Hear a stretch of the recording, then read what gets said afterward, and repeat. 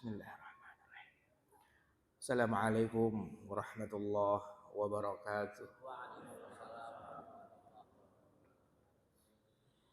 Alhamdulillahirabbil alamin. Alladzi hadana li hadza wa ma kunna linahtadiya laula an hadanallah. Alhamdulillahirabbil alamin. Alladzi arsala rasulahu bil huda wa dinil haqq liyudhhirahu 'ala ad-dini kullihi wa kafa billahi shahida. Asyhadu an la ilaha illallah wahdahu la syarika lah. Asyhadu anna Muhammadan abduhu wa rasuluh. Allahumma salli wa sallim wa barik wa an'im ala nabiyyina Muhammadin sallallahu alaihi wasallam wa ala alihi wa sahbihi wa man tabi'ahu bi ihsanin ila yaumiddin. Allahumma iftah alaina hikmataka wanshur alaina min khazaini rahmatika ya dzal jalali wal ikram. Allahumma inna nas'aluka fahman nabiyyin wa hifdzal mursalin wa ilhamal malaikatil muqarrabin. Subhanakallahumma rabbana la ilma lana illa ma 'allamtana innaka antal alimul hakim. Amin ya rabbal alamin. Amma ba'du. Bapak Ibu saudara sekalian, jamaah salat subuh Masjid Al-Muhajirin yang dimuliakan Allah. Alhamdulillahirabbil alamin. Puji syukur kita panjatkan kehadiran Allah. Pada pagi hari ini kita kembali disibukkan oleh Allah Subhanahu wa taala di dalam amal-amal kebaikan. Dan ini dulu, hari ini sampai nanti menjadi kesibukan para kekasih Allah Subhanahu wa taala. Karena orang itu kalau dia dicintai oleh Allah, salah satu tandanya adalah ista'malah, kata Nabi, dia itu dipekerjakan oleh Allah di dalam kebaikan-kebaikan. Innallaha idza ahabba 'abdan ista'malah. Sesungguhnya Allah itu kalau senang sama hambanya, maka Allah akan menyibukkan hamba itu di dalam amal-amal kebaikan. Dan kita alhamdulillahirabbil alamin, sejak membukakan mata kita tadi pagi, atau bahkan mungkin di antara jamaah ada yang belum tidur malam karena membersamai tamu Ramadannya. Maka itu semuanya mudah-mudahan menjadi tanda bukti kalau Allah Subhanahu wa taala itu cinta kepada kita. Nah, kalau Allah itu sudah cinta kepada kita, maka semua yang ada di alam semesta, bahkan masalah segede apapun, karena kita sudah dicintai Allah, itu kemudian menjadi kecil. Makanya dalam sebuah atsar diceritakan, fa in wajadtani wajadta kulla syai' wa in futtani fataka kullu syai'. Hambaku, kalau engkau mendapatiku, maka wong aku ini punya segalanya, berarti engkau sudah mendapati segala sesuatu. Dan kalau engkau kehilangan aku, maka engkau akan kehilangan segala sesuatu. Maka apa yang hari-hari ini kita lakukan, ini dulu, hari ini, sampai nanti adalah kesibukan-kesibukan yang akan Allah berikan kepada para kekasihnya. Yes, mudah-mudahan kita semua ini dengan kemampuan seperti ini itu bisa menjadi bukan hanya sekedar hambanya Allah, tapi juga dikasihi dan dicintai oleh Allah. Amin ya rabbal alamin. Bapak Ibu saudara sekalian yang dimuliakan Allah, hari ini kita sudah masuk di puasa ke-6.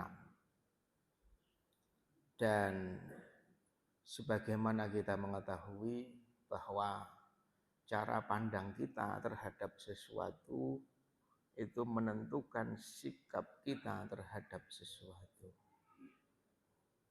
Bagaimana cara kita memandang sholat contohnya itu akan mempengaruhi cara kita memperlakukan ibadah sholat.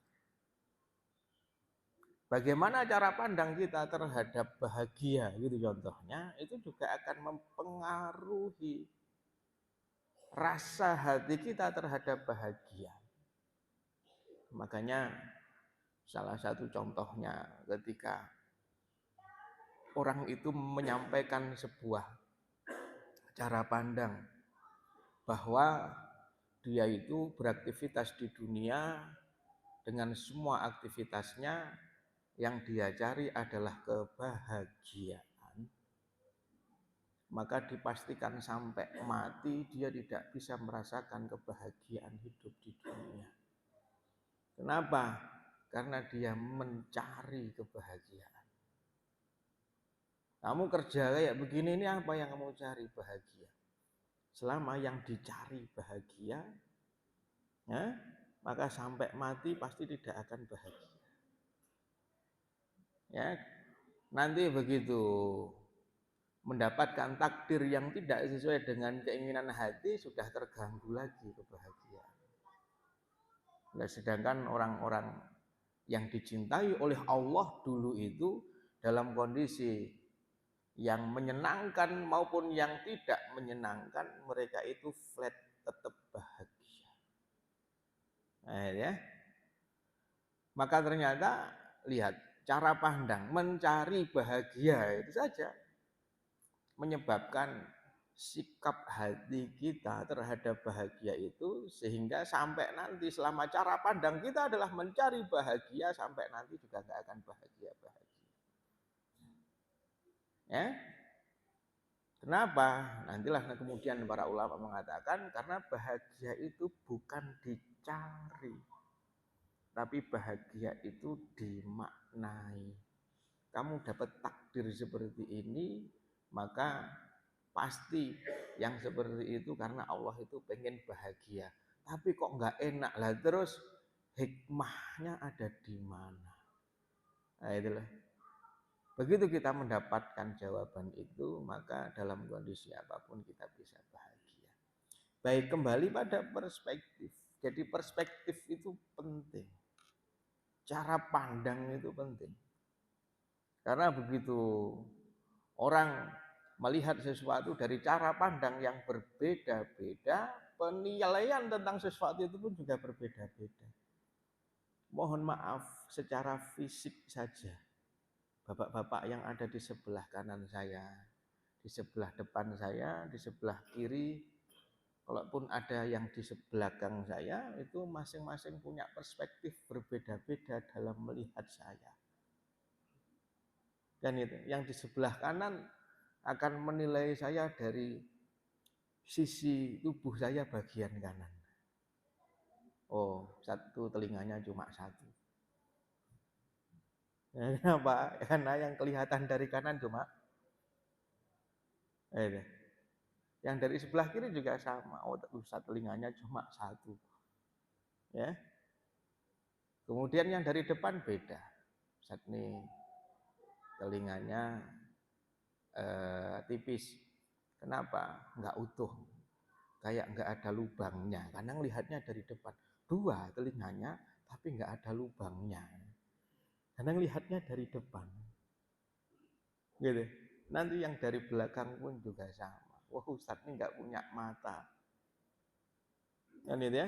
Kenapa? Karena kepalanya ketutup rambut semua. Nah, itu. Jadi perspektif itu penting. Nah, perspektif kita terhadap Ramadan itu juga penting. Maka di antara perspektif tentang Ramadan yang diajarkan oleh Nabi itu tersirat dari kalimat Nabi. Banyak perspektif, tapi salah satunya tersirat dari kalimat Nabi bahwa atakum syahrul Ramadan, telah datang kepada kalian bulan Ramadan. Artinya apa? Ramadan ini mendatangi kita. Ya, karena mendatangi kita, mengunjungi usia kita, mendatangi umur kita, maka posisi Ramadan itu oleh Nabi dipersonifikasikan, digambarkan seperti tamu.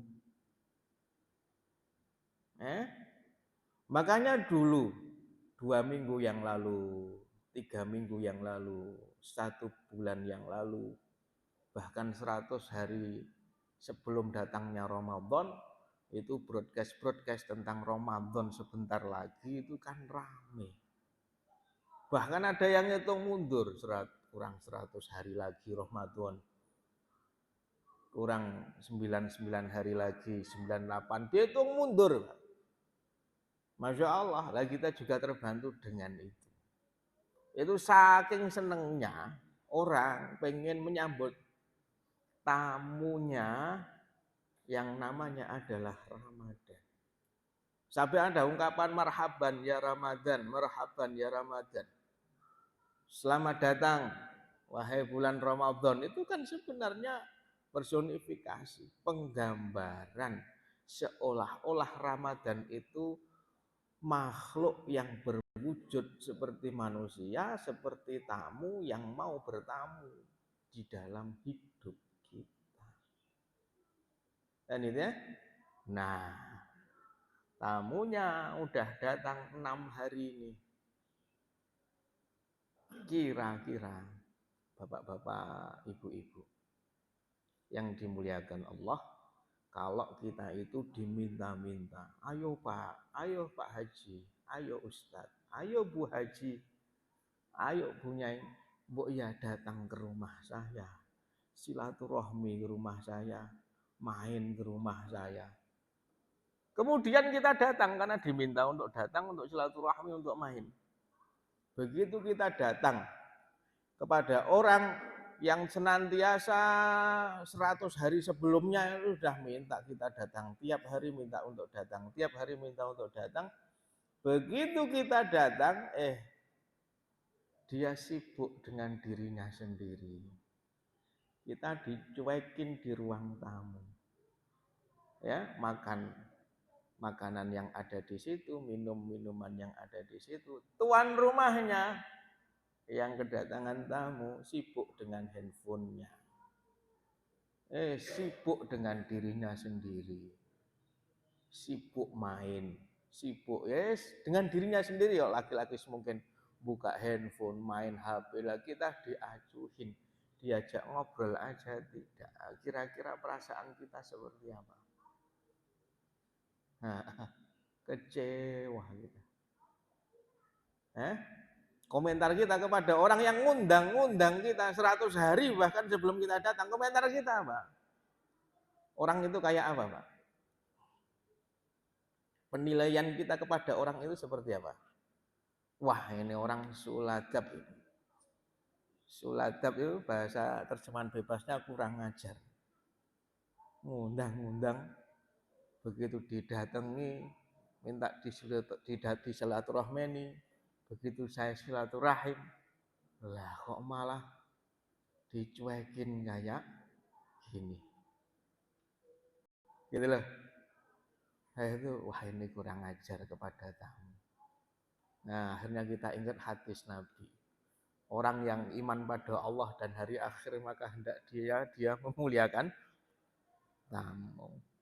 Lah kurang lebih perspektif seperti ini yang sebenarnya nanti akan memudahkan kita untuk memperlakukan Ramadan seperti apa.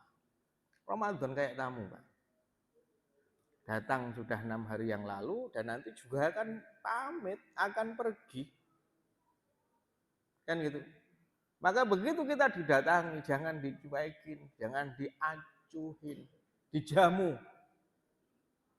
Ya, dengan sebaik-baik jamuan, disambut, diperlakukan dengan semulia-mulia pemuliaan. Nah, jamuan yang disukai oleh tamu kita itu adalah jamuan amal-amal soleh. Jadi tamu kita ini senang banget kalau diajak ngaji. Tamu kita ini senang banget kalau diajak zikir. Tamu kita senang banget kalau diajak untuk nuntut ilmu kayak pagi ini. Tamu kita senang banget kalau diajak bareng-bareng baca Quran.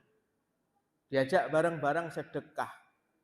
Maupun semua bentuk amal kebaikan itu jamuan yang paling disukai oleh tamu kita. Nah, itu ya. Maka Bapak-bapak, ibu-ibu, saudara sekalian yang dimuliakan Allah Subhanahu wa taala, ini perspektif salah satu saja yang digambarkan oleh Nabi tentang Ramadan kita ini. Masih ada waktu. Kalau usia bulan ini 29 hari, ya. Kalau 29 hari berarti masih ada waktu 23 hari lagi untuk menjamu tamu kita. Jangan sampai su'ul adab kepada tamu, karena yang mendatangkan Ramadan ini dalam hidup kita bukan karena kecerdasan kita, bukan karena kehebatan kita, bukan karena kekuatan kita, tapi yang ngutus Ramadan datang mampir dalam usia kita adalah Tuhan Allah. Maka su'ul adab kepada tamu, su'ul adab juga kepada yang mengutus tamu itu untuk mampir dalam hidup kita. Nah, maka bapak-bapak, ibu-ibu, saudara sekalian yang dimuliakan Allah, ini tolong diingat-ingat ya, bersamai terus tamu kita di dalam amal-amal kebaikan. Jadi kita itu walaupun sendiri tapi tidak merasa sendirian, tidak merasa kesepian. Begitu ba'da subuh, ba'da zuhur, ba'da asar, ba'da maghrib atau ba'da tarawih, duduk sejenak, ajak tamu kita untuk zikir. Duduk sendiri, kita mojok di sana. Mojok di sana atau setelah selesai salam, zikir, sholat. Ya, setelah selesai sholat ba'diyah, kita tetap duduk di situ. Rasakan, saya ini lagi jamu tamu saya. Ketika baca Quran, rasakan, saya ini lagi bersama dengan tamu Ramadan saya. Baik, Bapak Ibu, saudara sekalian yang dimuliakan Allah Subhanahu wa taala. Pagi ini ada satu ayat yang sudah sangat familiar. Sering dibacakan. Bahkan sering dikait-kaitkan dengan bulan Ramadan. Ayat itu insya Allah bapak-bapak ibu-ibu ya sudah hafal. Karena sudah sangat familiar sekali. Dan pagi hari ini mari bersama-sama kita resapi. Mari bersama-sama kita maknai agar ayat itu kemudian menggerakkan kita untuk melakukan amal-amal kebaikan yang maksimal. Apa itu? Firman Allah Subhanahu wa taala, a'udzubillahi minasyaitonirrajim. Bismillahirrahmanirrahim. Wasari'u ila maghfiratin min rabbikum wa jannatin arduhas samawati wal ard uiddat lil muttaqin.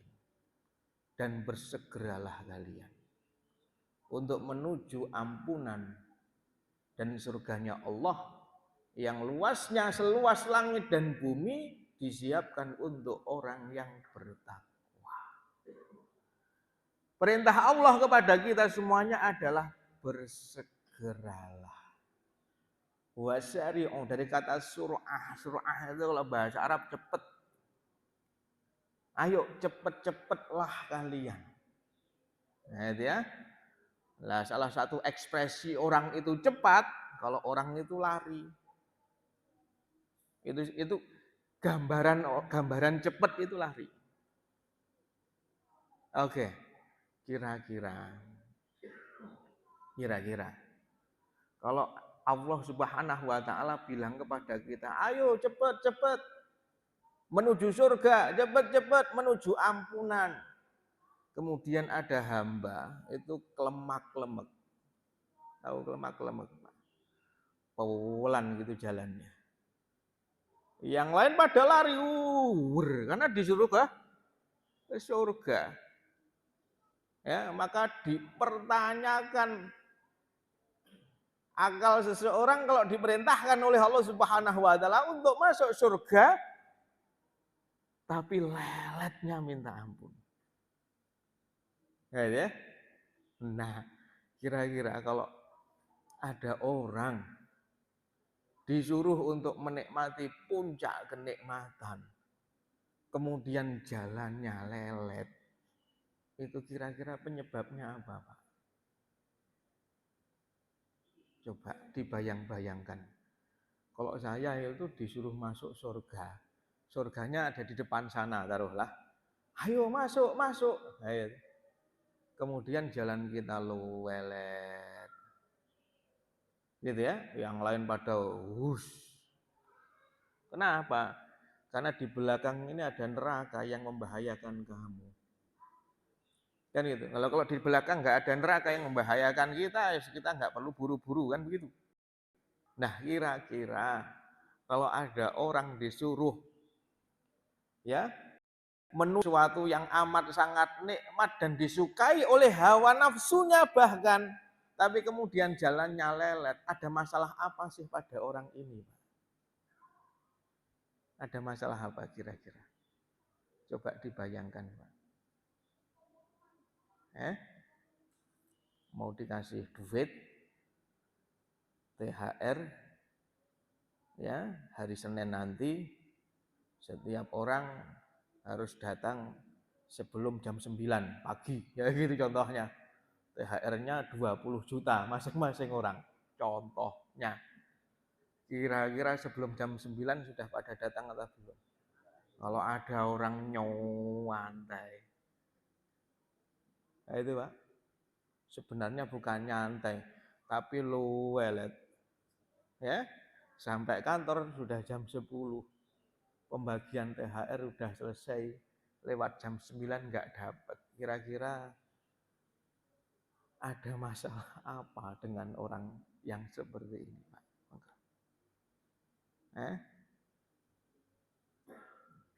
Ada dua hal, Pak. Biar gampang diingat. Dan biar gampang kita pakai untuk mengevaluasi diri kita. Bukan untuk kita pakai mengevaluasi orang lain ya. Kita pakai untuk evaluasi diri kita. Apa itu? Kok disuruh jalan cepat menuju sesuatu yang diinginkan oleh semua akal kita pengen, nafsu kita juga pengen, tapi kok kemudian orang itu lelet, maka masalah yang pertama, sepertinya orang itu terlalu banyak beban. Makanya disuruh lari dia keberatan. Disuruh cepet-cepet dia nggak bisa cepet-cepet. Kenapa? Karena terlalu banyak beban yang dia gendong. Saya suka ngasih analogi, permisalan. Apa? Kalau ada orang, Pak, fisiknya bagus. Ya, orang dengan fisik seperti itu, ya spesifikasi fisiknya tuh wis pokoknya ya spesifikasi angkatan lah. Ya, karena dengan fisik sekuat itu, sehebat itu, layak itu. Bahkan di angkatan pun juga pasti masuk di pasukan khusus. Kenapa? Gede, tinggi, keterampilannya, kecerdasannya, kekuatan fisiknya, bukan hanya kekuatan fisiknya, endurance-nya pun juga lama. Kan gitu. Ada dua orang tingginya sama, beratnya sama, kekuatannya sama, endurance-nya pun juga sama. Kecerdasannya sama. Wis, pokoknya orang ini hebat, dua-duanya lari hebat semuanya. Kemudian dua-duanya diminta untuk lomba lari. Cuma yang satu dikasih tas yang isi tas itu beratnya 70 kilo. Suruh gendong. Yang satu enggak bawa tas. Padahal orang ini kalau nggak bawa tas kekuatannya sama. Oke, yang satu suruh gendong tas isinya 70 kilo. Yang satu nggak bawa apa-apa. Kira-kira yang nyampe finish duluan yang mana? Sudah pasti yang nggak bawa tas itu pasti lebih cepat nyampe. Cepat nyampe itu. Kenapa? Karena nggak punya beban, makanya disuruh ayo segera ke surga, ayo segera, cepat. Dia berlari dengan cepat. Dia di waktunya sholat, dia menyegerakan sholat itu. Menyegerakan itu segera dikerjakan. Bukan cepat dalam mengerjakannya, bukan. Dia segerakan. Ada panggilan apa ini? Wah, sedekah ke surga kan? Oh ya, langsung. Ada panggilan ke surga apa lagi ini? Oh, Qiyamul Lail contohnya. Ke surga itu, ya ke surga langsung. Secepat itu, kenapa? Karena tidak ada beban dalam hidupnya. Kalau dua orang tadi bebannya digendong, tapi kalau kita manusia ini kadang bebannya, bukan kadang, bebannya di dalam jiwa. Jadi orang yang larinya lelet itu karena jiwanya terlalu banyak gendong beban. Makanya disuruh melakukan amal soleh, Pak. Berat. Alasan saja. Ya, belum ini, belum itu, dan seterusnya. Oke? Nah, beban-beban dalam hidup itu apa aja? Ya, ada 3 hal setidaknya. Dalam hidup ini yang memperberat beban jiwa kita. Lah kalau jiwa kita kebanyakan beban, jiwa kita gampang capek. Nah orang itu kalau jiwanya capek, ya jangan bertanya tentang menikmati sholat, menikmati ngaji, wong jiwanya udah capek. Ya, jiwanya udah lelah. Lah orang yang jiwanya lelah, ya, maka nanti yang terjadi ya, kalau kata Nabi, sesungguhnya jiwa itu kalau sudah lelah, maka dia akan jenuh. Kalau sudah jenuh, maka dia akan buta. Ya, kalau udah buta, ya maka ya jiwa itu kemudian tidak bisa melihat adanya cahaya yang terang, padahal dia ada di tengah-tengah cahaya. Dekat sama Quran, dan Quran itu cahaya, tapi jiwanya tidak bisa diterangi oleh Quran itu. Kenapa? Karena lagi buta. Apa gara-gara butanya? Karena bosen. Apa yang menyebabkan bosen? Karena banyak beban. Gitu loh. Keberatan beban jiwa kita itu.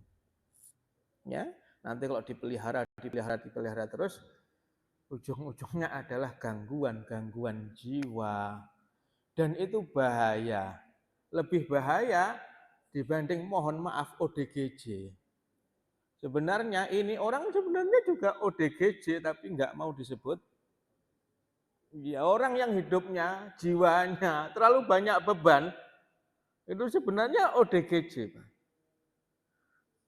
Ya, akan tetapi nggak mau disebut ODGJ, padahal dia lebih bahaya daripada. Nah, iya, kalau ODGJ ya, dilihat kan orang yang suka buka aurat itu, kemudian nggak ngurusi tubuhnya, nggak ngurusi penampilannya, kadang nggak pakai baju, kadang juga nggak pakai celana, kan gitu loh. Loh hari ini ada juga banyak pakai baju rapi, ya wangi, tapi ODGJ. Orang-orang yang jiwanya terlalu banyak beban. Bahaya, lebih bahaya loh, ODGJ nggak akan membahayakan orang, yang penting nggak dijarak. Dijarak itu apa? Diganggu, dibejek. Kalau nggak dibejekin, ODGJ ya peduli amat, orang saya jalan ya urusan saya jalan, kan gitu. Nah, tapi kalau orang-orang yang sebenarnya beban jiwanya banyak, banyak, itu tuh Pak. Tapi stylenya masih merasa bahwa dia tidak dalam gangguan jiwa, maka orang-orang yang seperti ini ya begitu berinteraksi dengan pasangannya, maka juga akan mudah untuk tersinggung, mudah untuk marah.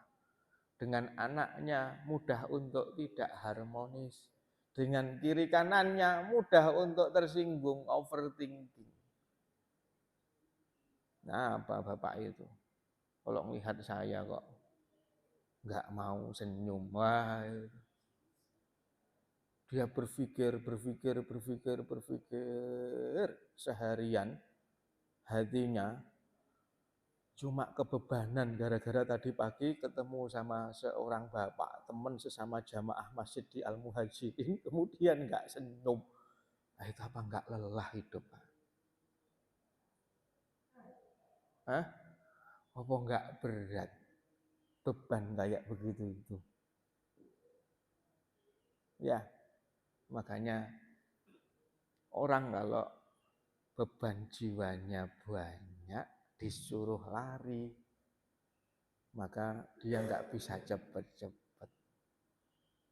Lah, yang menyebabkan jiwa kita itu terbebani, satu, kalau tujuan hidup kita itu terlalu banyak dan semuanya kita kejar. Yang ngejar itu bukan kaki kita, Pak. Karena ada orang yang lari, wah pagi kerja sampai sore, lembur sampai malam, tengah malam baru pulang, pagi berangkat lagi. Kayak begitu itu ada, tapi hatinya tetap tenang. Ya, tujuan hidupnya hanya satu, yaitu Tuhan. Nah itu tuh. Maka orang yang seperti ini beban jiwanya nggak terlalu banyak, nggak terlalu berat. Yang berat itu kalau tujuan hidup kita terlalu banyak. Dan semuanya dikejar oleh hati kita. Oh gini, harus gini, harus gini, harus gini. Dan semakin orang itu banyak sekali tujuan-tujuan yang harus dia kejar, hatinya akan mudah untuk lelah.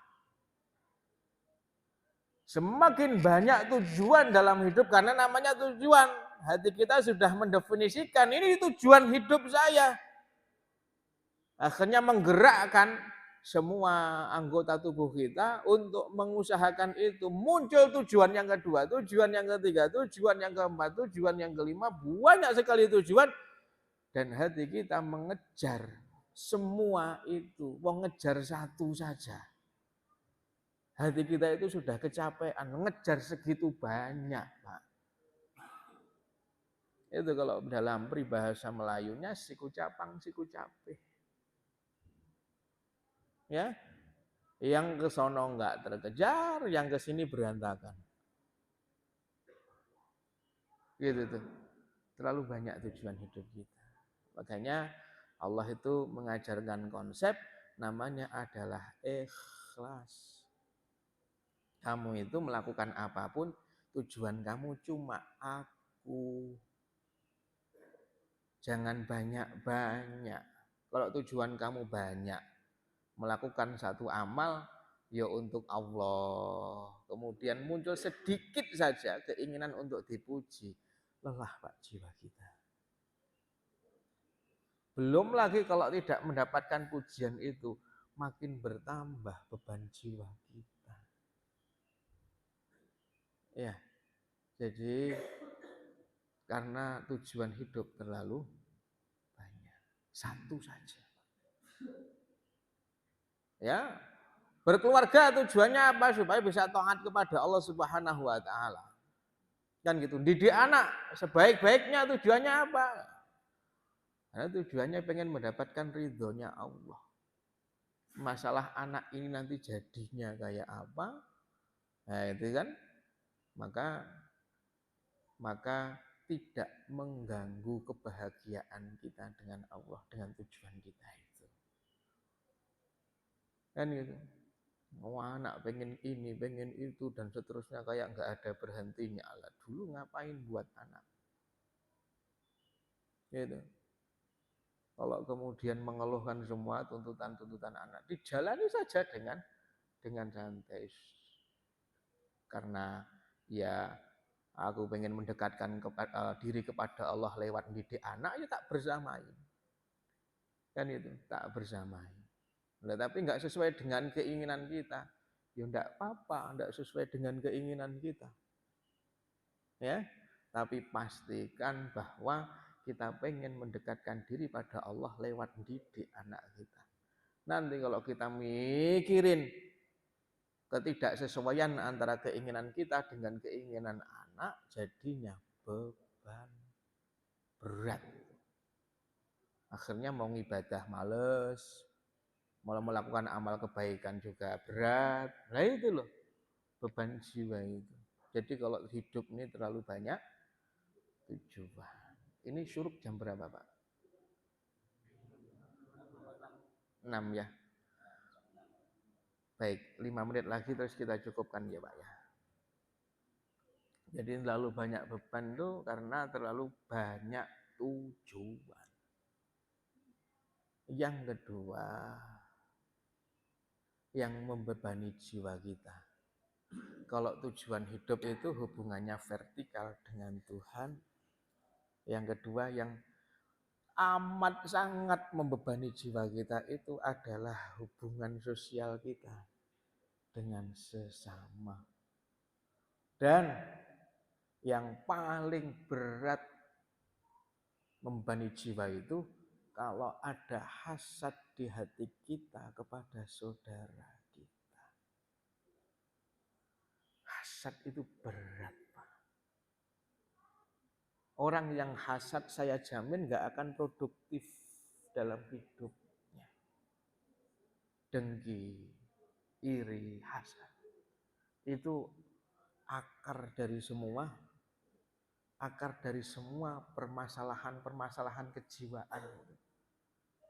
Ya, sampai pada akhirnya orang itu orang yang kepuasannya itu melakukan kejahatan itu apa namanya, Pak? Psikopat tuh. Ya, psikopat itu salah satu akar masalahnya adalah kedengkian, adalah hasad. Coba lihat iblis. Ketika tidak mau sujud, diperintahkan oleh Allah untuk sujud kepada Adam, kan gitu, maka Quran mengatakan sombong, enggan dan sombong. Sebelum enggan dan sombong, maka yang terjadi pada iblis adalah hasad. Karena iblis mengatakan,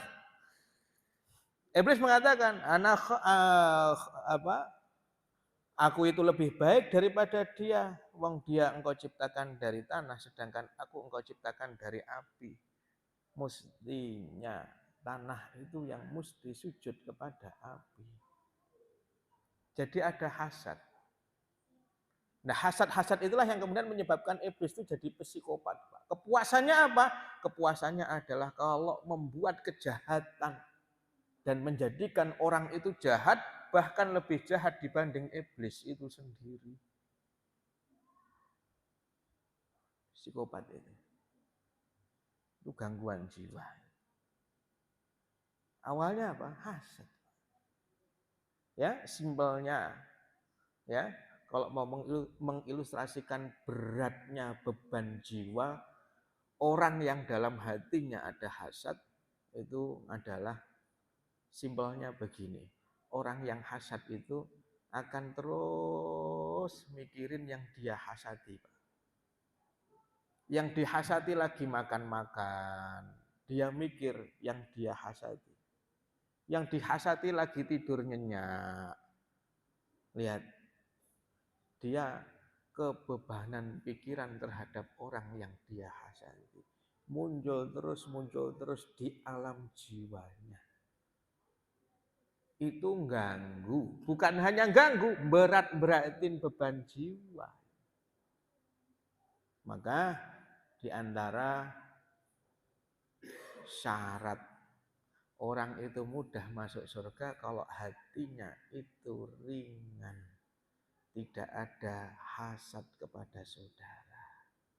Bapak-bapak, ibu-ibu tentu pernah mendengar riwayat saat Rasulullah Shallallahu Alaihi Wasallam ngobrol dengan sahabatnya, tiba-tiba ada sahabat lewat, ittala alaina rajulun min ahlil jannah. Lagi lewat nih calon penghuni surga. Semua sahabat nengok ke belakang. Ternyata ada seorang sahabat yang tidak terlalu mereka kenal. Karena dalam riwayat itu nggak disebutkan namanya, berarti ini sahabat kurang terkenal, Pak. Kalau terkenal sudah mari namanya. Bahkan oleh perawi yang meriwayatkan. Gitu. Saking nggak ternyata ini. Padahal Madinah kan juga nggak luas. Ya, ternyata ada orang itu lagi ngempit sandal ini nih, Pak. Apa ngempit sandal tuh? Sandal ditaruh di gini. Lagi gini nih, habis wudhu dia. Lagi jalan gini. Ya, wajahnya basah karena habis wudhu. Wow, orang itu. Hari berikutnya Nabi lagi ngaji di tempat yang sama, Masjid Nabawi. Tiba-tiba orang yang kemarin lewat lagi. Muncul lagi nih calon penghuni surga. Semua sahabat nengok ke belakang. Ternyata orangnya masih sama, posenya juga masih sama. Habis wudhu, ngempit sendal. Begitu hari yang ketiga terulang juga, sama. Ittala alaina rajulun min ahlil jannah. Muncul lagi nih calon penghuni surga. Sampai nanti akhirnya Abdullah bin Amr bin As penasaran, apa amalan hebat orang ini. Kan itu. Lalu datang menemui orang itu, alasannya apa? Alasannya lagi berantem sama bapaknya. Ya, nggak dapat tempat, dia pengen nginep di rumah orang itu. Malam dilihat, sholat malamnya juga lebih banyakkan saya. Baca Qur'annya juga lebih banyakkan saya. Karena Abdullah bin Amr bin As itu sahabat yang izin kepada Nabi untuk menghatamkan Quran sehari sekali, Pak. Maka nanti Nabi mengatakan jangan sebulan sekali. Abdullah bin Amr bin As, ya Rasulullah aku kuat loh, lebih cepat dari itu. Ya sudah, kalau gitu seminggu sekali. Dia bilang, Rasulullah aku kuat, lebih cepat daripada itu. Ya sudah, paling cepat 3 hari sekali kamu hatam. Itu masih nawar lagi. Itu Abdullah bin Amr bin As. Makanya dia mengatakan, nah kalau membaca Qur'annya masih banyakan aku. Abdullah bin Amr bin As. Sampai hari ketiga, nggak ada yang istimewa dari orang ini. Lalu dari ketiga baru buka kartu tuh, Abdullah bin Amr bin As. Sebenarnya aku itu kesini bukan karena berantem sama bapakku. Tapi 3 kali Nabi bilang, nongol nih calon penghuni surga, kita tengok. Kamu terus selama 3 kali itu. Apa amalmu? Kemudian orang itu mengatakan, ada yang istimewa, apa ya? Ya. Kemudian dia meraba-raba, jangan-jangan aku itu setiap kali mau tidur tidak memejamkan mata. Kecuali hatiku sudah memaafkan kesalahan saudara-saudaraku. Wah itulah. Ringan hatinya, Pak. Makanya disuruh masuk surga, ya cepet. Itu ya. Dan yang terakhir sebagai penutup, ya beban jiwa. Yang ketiga, itu adalah yang membebani jiwa, Pak. Itu adalah sikap-sikap hati kita yang terkadang tidak menerima ketetapan-ketetapan takdir yang dibuat oleh Allah. Itu bebani jiwa, Pak. Aku itu sudah kayak begini, sudah kayak begitu. Kenapa Allah menakdirkan begini dan begitu? Penolakan hati kita, tidak ridho terhadap apa yang Allah tetapkan untuk kita, itu menambah beban jiwa kita. 3 hal ini ya yang membebani jiwa kita. Apa? Pertama, hubungan kita dengan Tuhan, murnikan, karena kalau tidak murni berat beban jiwa kita. Yang kedua, hubungan kita dengan sesama, bersihkan ya. Dan apa kotoran yang paling kotor dalam hubungan kita dengan sesama? Hasad. Bersihkan. Dan yang ketiga, kita dengan keadaan itu takdir yang sudah Allah tetapkan untuk kita. Terima saja. jangan ditahan. Karena sabar itu bukan seni menahan, tapi sabar itu seni melepaskan. Kan itu. Karena kalau sabar cuma berhenti sampai ditahan, ada penelitian Pak, bahwa orang-orang yang baik itu hidupnya nggak happy dan cepat mati duluan dibanding orang yang nggak baik. Ini penelitian. Orang yang kelihatan baik itu cepat mati. Ya sudah, tak nggak jadi orang baik aja, umurnya panjang. Saya baca itu artikel, ini kenapa orang-orang baik kok cepat mati? Dan hidupnya enggak happy, Pak. Enggak bahagia. Kenapa? Karena orang baik itu memang punya kemampuan untuk nahan. Dan nahannya di jiwa, rumahnya jiwa itu fisik. Begitu jiwa itu nahan sesuatu, lama-lama jiwa itu panas. Nah, kalau panasnya berlebih, kalau panas yang ada di panci itu melebihi kekuatan panci, maka yang leleh pancinya. Kalau jiwa kita itu overload panasnya, Pak, berlebihan panasnya, maka fisiknya nanti yang akan kalah. Ya, fisik akan kalah, ya sakit ini, ya tiba-tiba sakit itu dan seterusnya. Nah, itu masalah-masalah psikis. Nah, maka kenapa orang baik itu ternyata dia suka nahan. Suka nahannya bagus, Pak. Bagus, tapi tidak menyehatkan. Dapat takdir begini, kondisi begitu, ditahan. Jangan marah. Terus enggak boleh marah, akhirnya enggak boleh marah itu ditahan. Telan sendiri, numpuk di jiwa. Akhirnya kalau mobilnya itu mungkin overheat gitu. Radiatornya jebol lama-lama. Bahaya, Pak. Bahaya. Nah, itu ya. Nah, jangan ditahan. Nah, apa? Sabar itu bukan seni menahan, sabar itu seni melepaskan. Lepas kita nggak bisa mengendalikan itu. Yang nggak bisa dikendalikan, lepaskan. Yang bisa kita kendalikan. Simpelnya apa? Saya kasih contoh kemudian saya tutup, Pak.